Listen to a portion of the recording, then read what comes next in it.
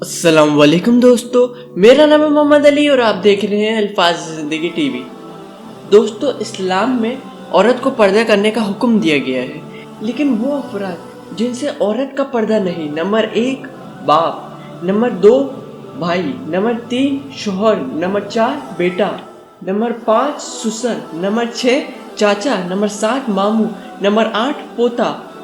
Number 9 नवासा और number 10 शोहर की दूसरी बीवी का बेटा, नंबर 11 दामाद, नंबर 12 भतीजा, नंबर 13 भांजा,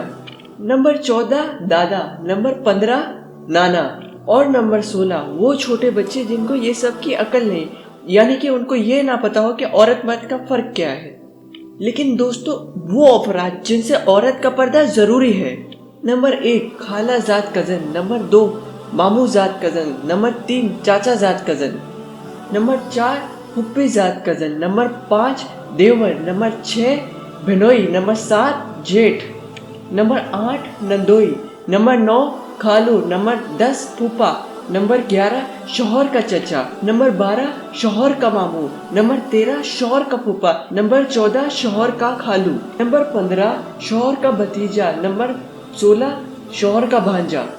और नंबर 17 तमाम अजनबियों से पर्दा जरूरी है, उनमें चाहे आपके रिश्तेदार हो या ना हो।